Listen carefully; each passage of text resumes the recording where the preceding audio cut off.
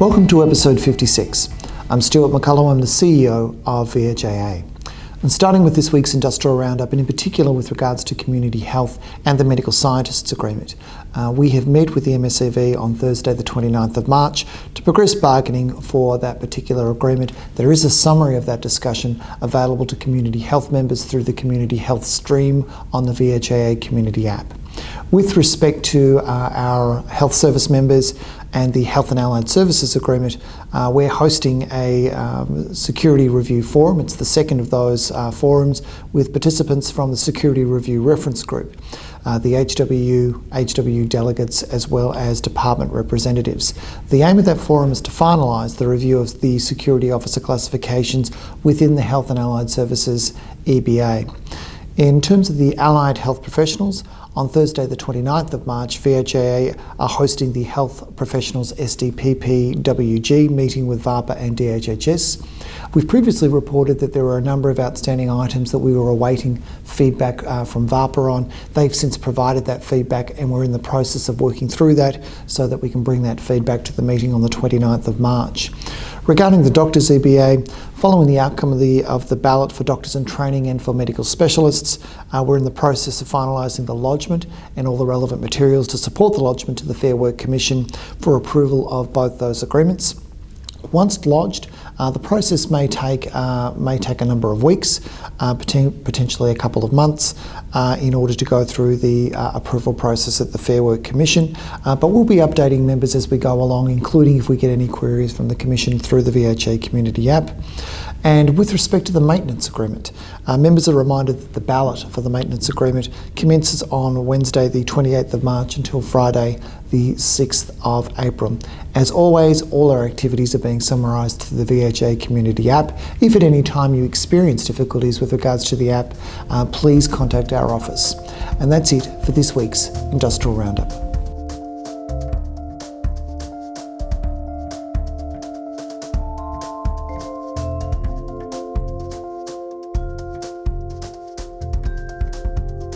This week we're putting the spotlight on one of our members, Barwon Health, in particular with respect to their initiatives in terms of Indigenous employment and the provision of healthcare to the Aboriginal community. I'm joined today by Sharelle McGuirk, who's the Koorie Workforce Officer and, as I understand, a recent winner for the International Women's Day First Nations Women in Greater Geelong region, so congratulations. Normally this would be the part where I would welcome you as a guest, but really on this occasion it's the other way around. Oh, thank you. Sharelle, can I ask you perhaps to do the acknowledgement of country? Yeah, absolutely. And please forgive me, I will be reading. I do know most of it, as I explained in our conversation earlier, but we, Barwon Health, acknowledge the traditional owners of the land, the Wadawurrung people of the Kulin Nation, and we pay our respects to the elders, both past and present. We thank the traditional owners for their custodianship of the land and celebrate the continuing culture of the Wadawurrung people, acknowledging the memory of honourable ancestors. And we also welcome Aboriginal and Torres Strait Islander people present today. Thank you for that. I understand that as part of Barwon Health's Reconciliation Action Plan, that an acknowledgement of country is included at the commencement of all meetings and events held at Barwon Health. That's right.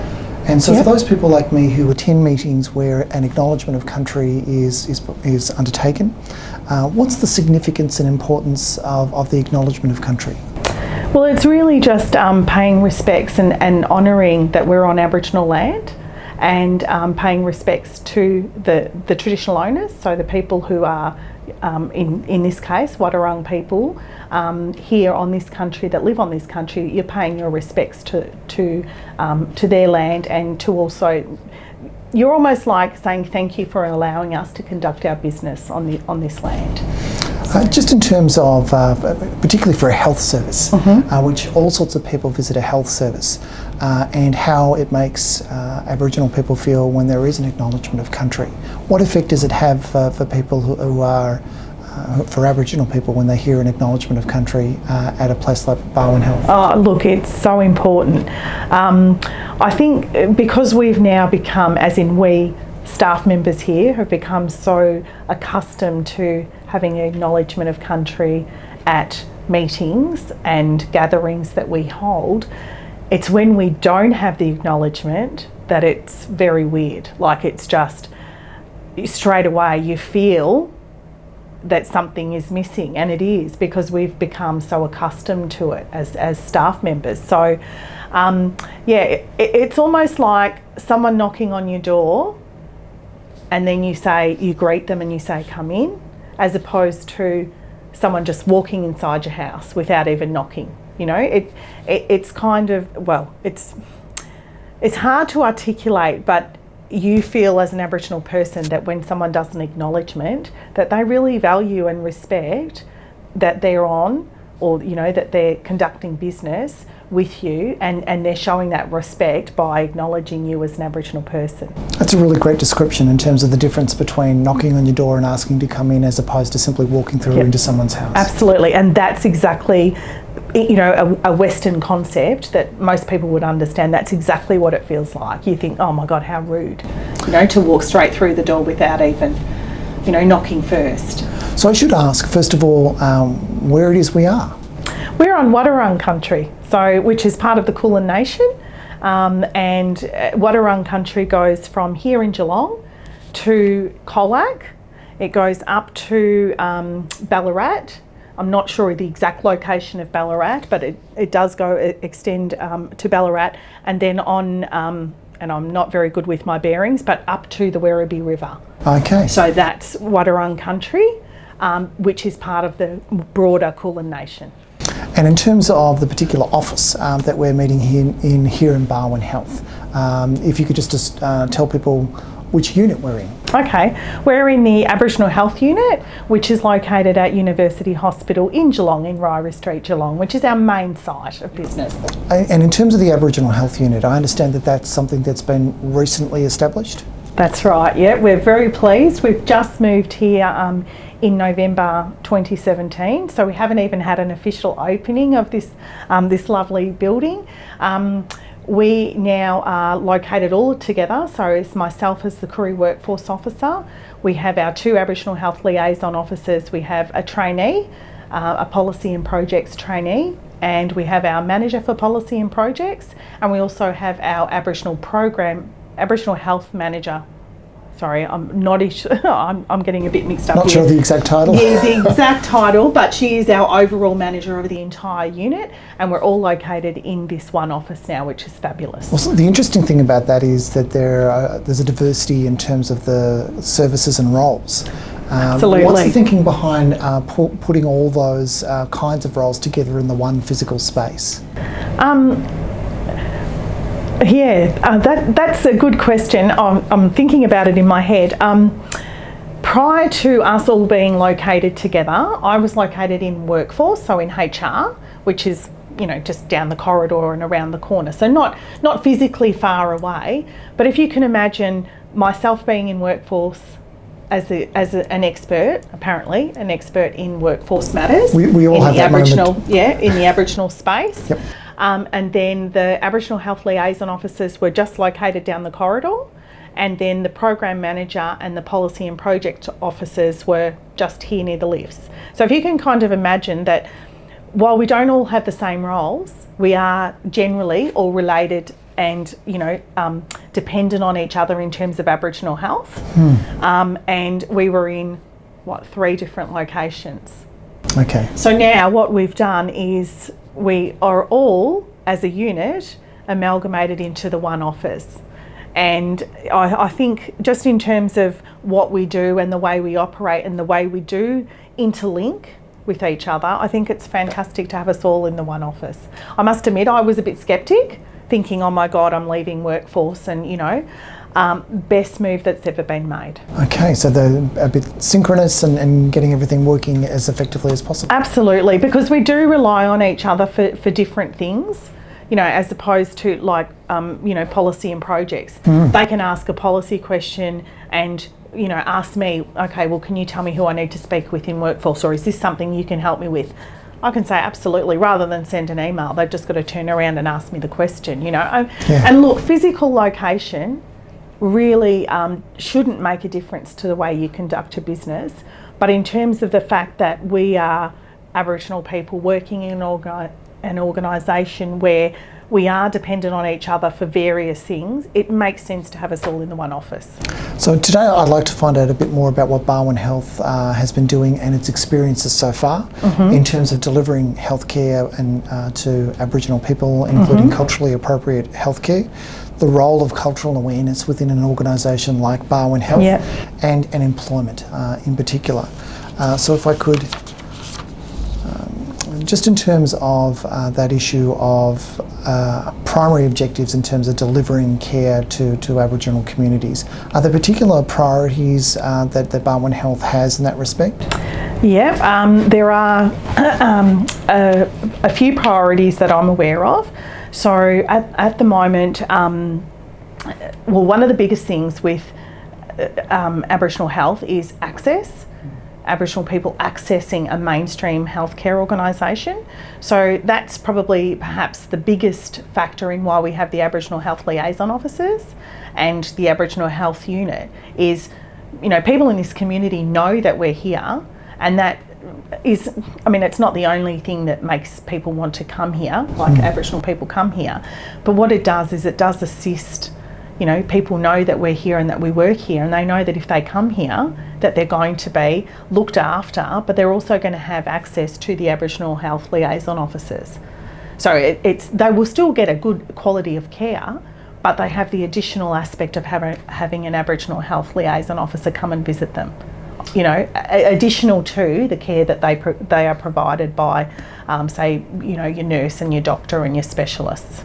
It's interesting that issue of access and there being a barrier to access in the sense that there isn't a formal barrier, and hospitals are interesting places and anyone can walk through the door, as we know. Yes. But that there is a barrier that has prevented people from utilising and that mechanism that you're utilising to try and overcome that. But for those who aren't familiar with that idea of there being an access barrier, could you talk to what that access barrier is? Yeah, look, historically, and I think it's really important that we look at the historical aspects of hospitals and what they represent to Aboriginal people.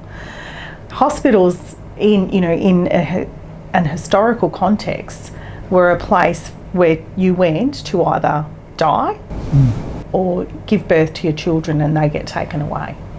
So if you look at the historical aspect of a hospital as an institution, then that's why access for most Aboriginal people, you know, they don't want to come to a hospital, or they'll leave it until the very last moment.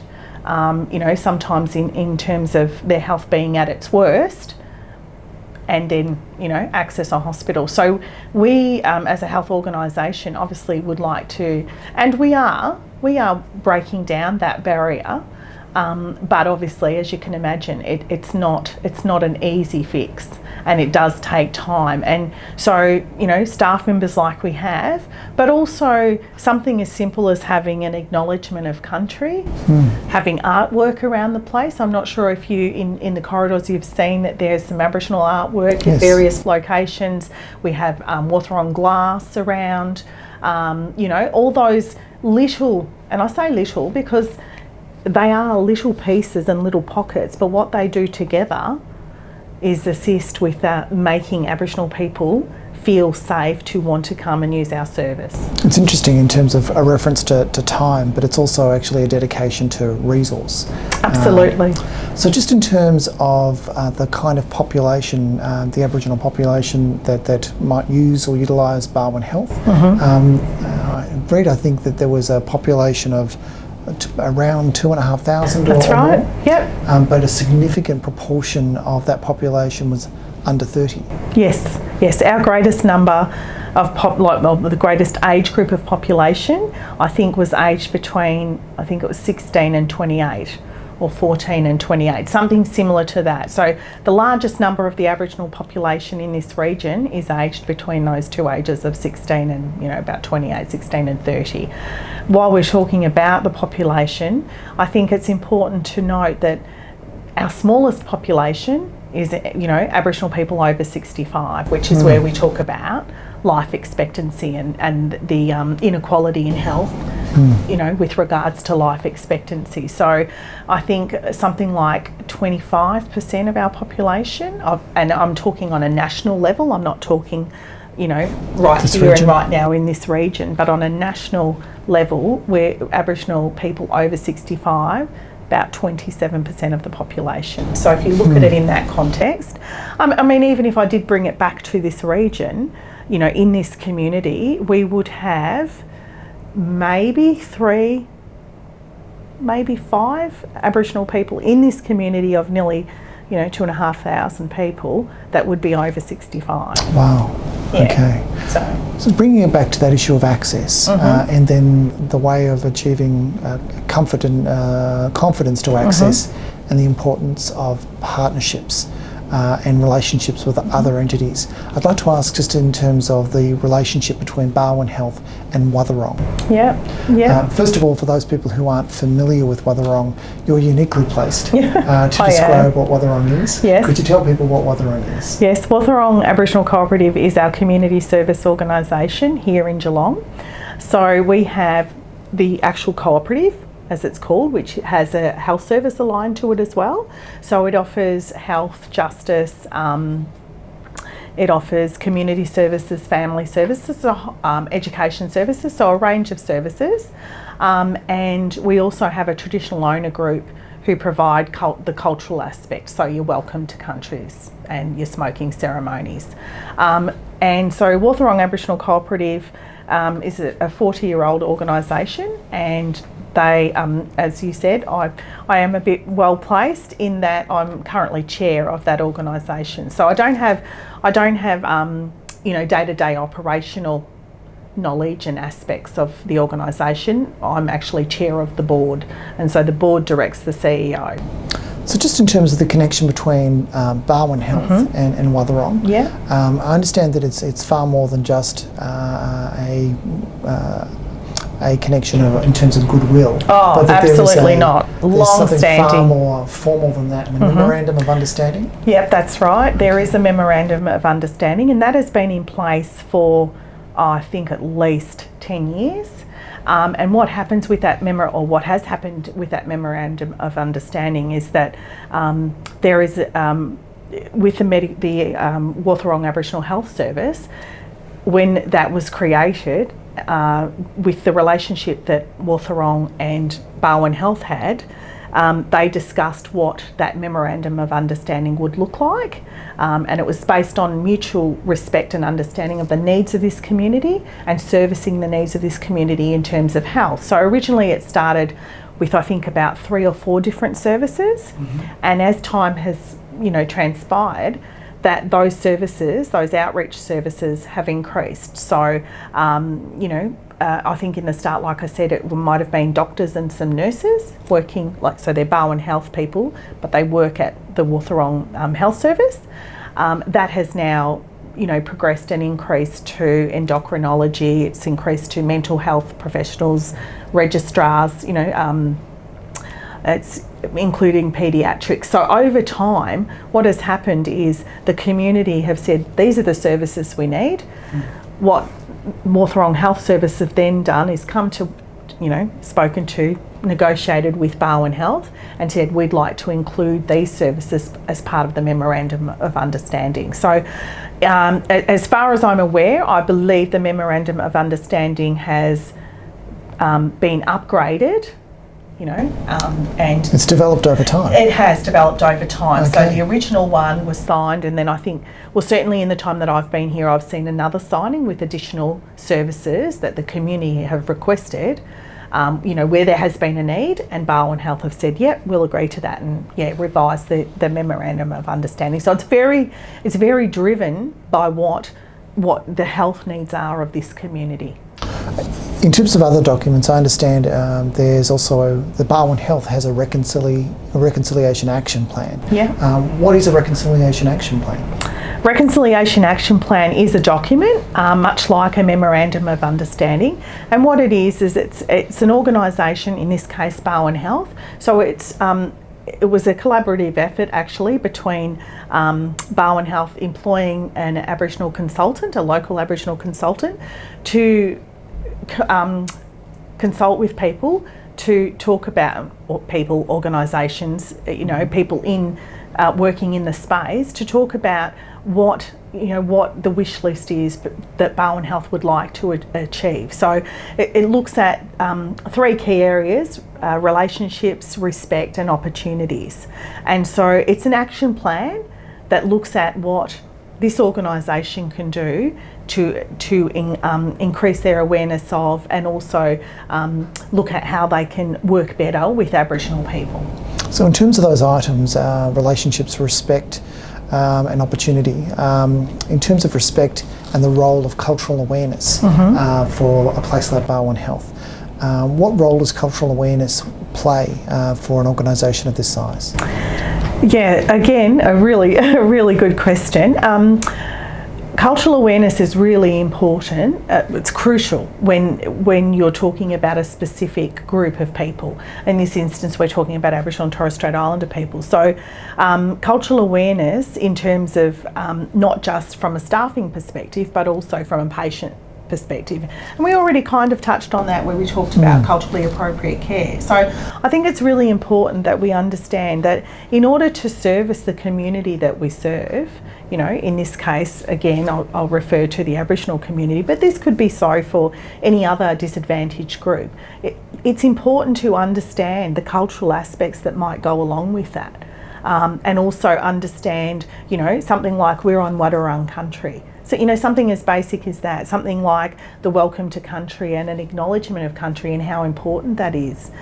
So our cultural awareness, we have a number of ways in which we conduct cultural awareness. We have an online e-learning tool that's quite interactive. We also have face-to-face sessions which will cover things like a welcome to country and the basics, we're on Wadawurrung country and what's the importance of that. As well as a little bit about the stolen generations disadvantage. So it's quite a general cultural awareness, the online tool, but we also have face-to-face which are more tailored towards for example culturally appropriate care and what that might look like.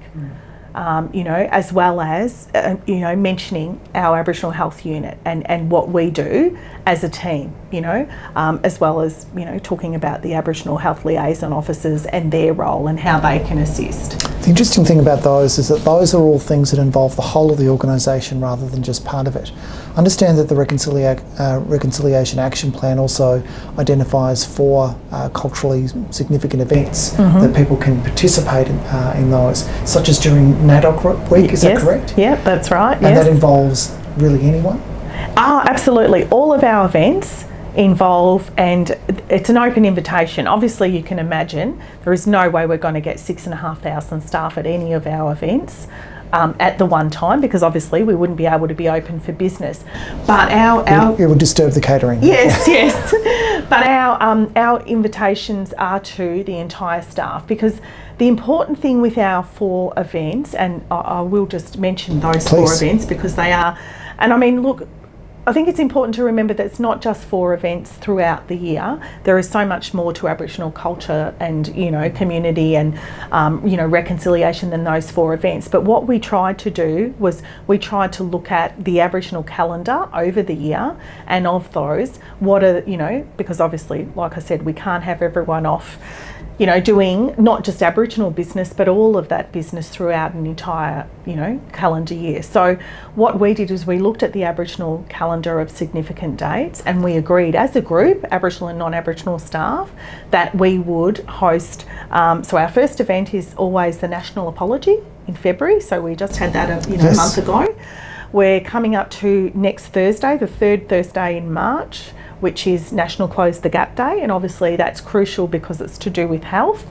So of course we would be involved in that as a health organisation. Our 3rd significant event is during National Reconciliation Week, which goes from the 27th of May to the 3rd of June.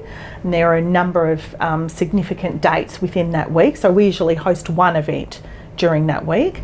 And then of course in NAIDOC week, which is the 6th to about the 13th of July every year, and that's a week-long event as well, but we usually only host one event during that week as well. Interestingly though, our events, we always work around the Wathaurong as well. We tend to negotiate with them when we will host our event so that we're not overlapping. So for example, next week we have an industry breakfast, which is obviously separate to but inclusive of Wathaurong and Barwon Health. Right. Then we have our event at 12:30. We're having a morning tea, and then Wathaurong are actually hosting a barbecue lunch. Okay. So, and it's all in recognition of National Close the Gap Day. Okay.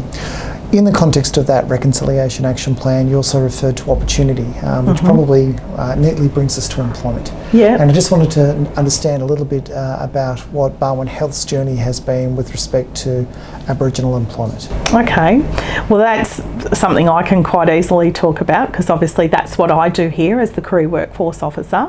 So I commenced here in August 2014 as the first Aboriginal Workforce Officer, you know, to implement the Aboriginal Employment Plan. And at that time we had, I think, about 22 staff. It's now January 2018 and we've had, we've had about a 40% increase in staff. So that takes our numbers up to 37 and we're soon to have a couple more. So that's 37 Aboriginal and Torres Strait Islander staff out of 6,500. So while that doesn't sound great, I'm really pleased with the direction we're heading in. I think it's important to acknowledge that any increase is good, but also that we are employing people in every aspect of our business. Just in terms of that, you made reference to an Aboriginal employment plan, and just what struck me about that is the fact that you have a plan. It's not just a general desire to increase employment. There is something more strategic about the way in which the organisation is undertaking that process. Does that include a target? It does, yes, it certainly does. We at Barwon Health have done things a little bit differently because most other organisations that I'm aware of have had a Reconciliation Action Plan first and then gone with the Aboriginal Employment Plan or Diversity Plan, whereas we've actually done the employment plan or established and implemented an employment plan, and then we've done a Reconciliation Action Plan. So while they're separate, obviously there is some overlap between the two. And with our employment plan, we have a target of 1% of our total staff numbers, our total workforce. So our total workforce is around 6,500, and therefore our 1% is around about 65. So we're just over halfway.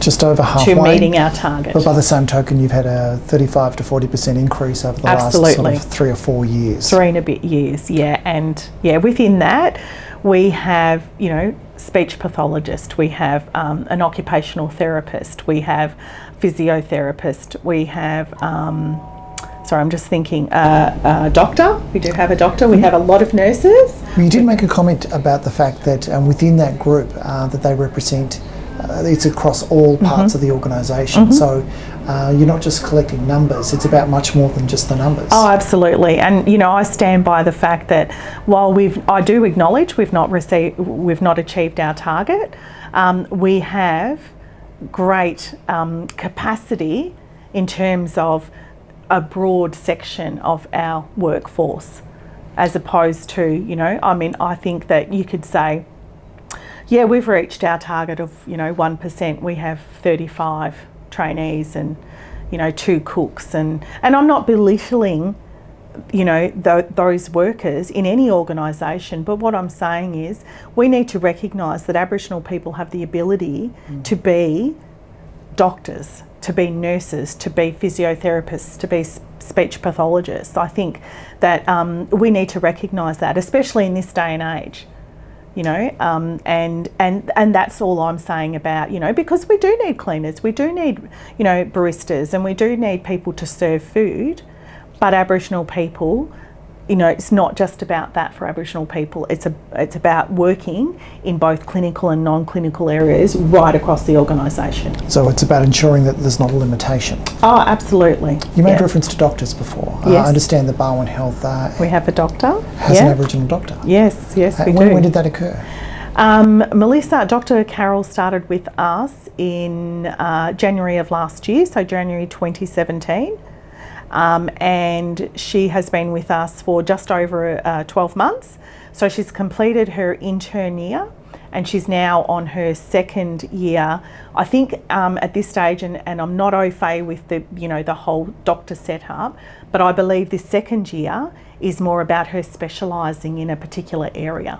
Just in terms of when you do get someone into a role like that, or into nursing roles or OT roles, does that have the effect of drawing other people to come and work at Barwon Health in those sort of roles? Yeah, I'd like to think so. I really would. I know just in terms of, Dr. Carol, we haven't actually secured another doctor, since her commencing with us. And I'm not entirely surprised by that, because there aren't many Aboriginal doctors in this country. So just in terms of appointing people to roles like that and recruiting people to roles like that, whether it be doctor or nurse or OT, does that have the effect of drawing other people and creating a bit of momentum? It can do, yes, definitely. I think that when we recruit, any particular profession or any worker here at our organisation, what that then does is it does send a message to the community, and obviously they will also talk to family and friends about, oh yes, I'm working at Barwon Health. Next question people will ask is, what's that like? I get asked, how are you going at Barwon Health? And I say, it's a fantastic place to work. So that does speak volumes as well. So I do believe that it does have an impact. Obviously it's not the only thing, but certainly it does help, when you hear, oh yeah, such and such has gone to work at Barwon Health and they really like it there. So we were talking before about the medical officer that's been appointed. I understand that there are more plans in the doctor workforce space. There are. There's always more plans in that area, because Deakin have a medical school, which I'm sure you're probably aware of. Yes. And I am aware that there's somewhere between 6 and 8 Aboriginal medical students that are at different stages of their degree. Now, obviously, what we'd ideally like to do is, approach Deakin and look at the possibility of employing some of those. I mean, not all. We can't expect that all will want to stay in Geelong once they've finished their degrees, but certainly we know that there will be some of those, some of that cohort that would like to stay here, and of course we'd love to have them. So currently Barwon Health, along with VHIA, are participating in a diversity working group, and the job of that working group is to make recommendations to the Minister of Health in terms of strategies to increase employment of Aboriginal people in public health services. But Sharelle, thank you so much for telling us about the Aboriginal Health Unit here at Barwon Health and about Barwon Health's experiences and its strategies to increase employment. Thank you for your time. Oh, thank you. It's been a pleasure.